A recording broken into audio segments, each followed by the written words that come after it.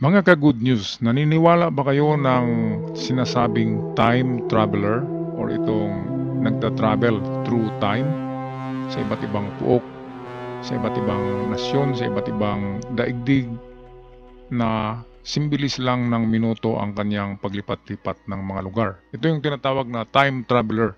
Ngayon kung hindi ito time traveler, ano kaya ito? Atin panoorin dito sa bidyong ito.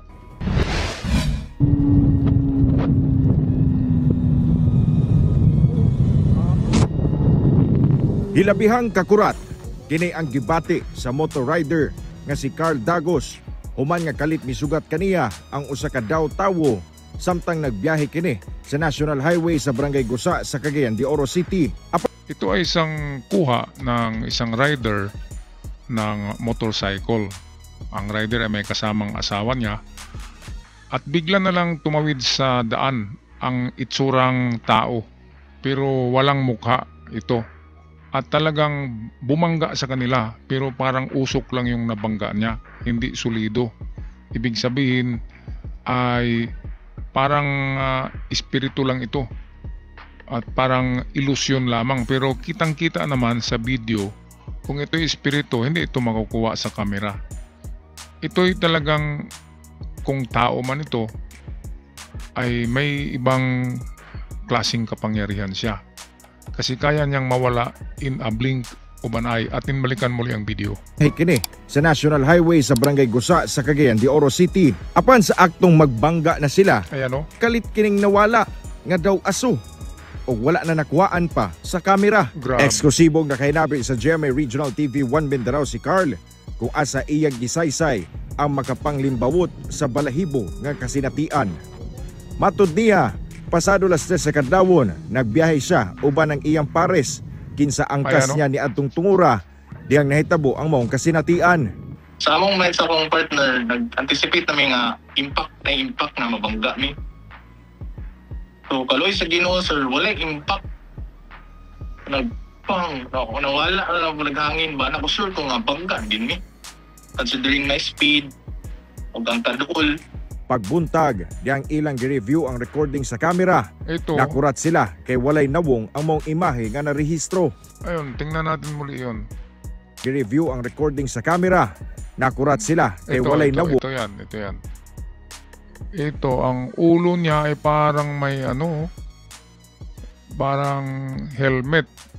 Ano bang klase yan? Walang mata. Pero meron siyang damit.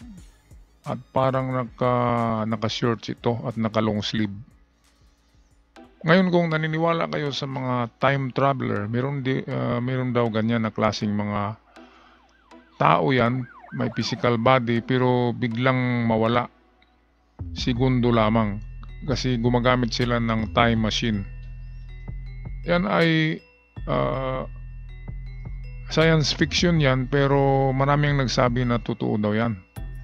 Merong mga taong merong kakayahan na mag-travel ng mabilis, segundo lamang at makarating na sila sa ibang lugar sa kanilang travel. Kaya kung ating sabihin tao, hindi ito tao.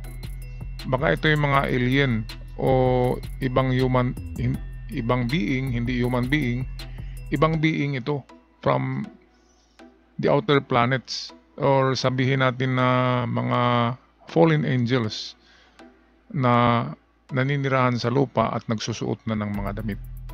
Ito, klarong-klaro, bangga na ito eh. At biglang nalusaw sa paningin niya, parang usok daw. Grabe talaga ito. Ito'y viral video. Nagwa-viral ito dahil sa 1 in a million accident or incident na makikita natin dito sa social media. Ang mong imahe nga narehistro. Basta ang feeling sir, weird sa feeling dili sa tao encounter. Kung tao kapila bibisig motor sir nga gabi nagana gatabok sa mga mas ngit pag nga lugar, but we can see their faces sir while high beam ako. Pero katong encounter we don't see any face din. Gani, matod ni Carl, human ang hitabo. Adunay mga dili maeksplikar nga nasinati si Carl sa ilang panimalay mismo. Okay, so talagang hindi ka makakatulog nito kasi nabangga mo nga yung parang usok na lamang, biglang naglaho, nagiging ano siya nag-evaporate siya. Kaya merong payo diyan ang isang paring Katoliko dito ating Mga pakinggan. iyon ana, sa mata sa simbahan dili sa kalag sa mga tao nga nangamatay. Kasagara gapakita gyud mga fallen angels. When we say fallen angels, demons. Mga demonyo na sila nga gapakita nato just to sow fear and then mga disgrasya na inuon dayon. Sagad kuno kini magpakita sa mga lugar nga adunay nahimong sala. Rason nga kinahanglang ampuan. Ang mga pari naman talaga ay hindi naniniwala sa sinasabi natin na time travel. Or itong mga katulad ni Elizabeth Oropesa, isang time traveler na ngayon. Kayang magbiyahe ni Elizabeth, 1 segundo lang papuntang Japan.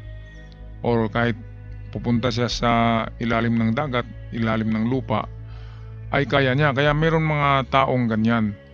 Baka isang astral traveler ang tawag dyan. Yung parang spiritual body ang naglalakbay ng mabilis. Pero hindi mo siya mahahawakan pero nakikita mo.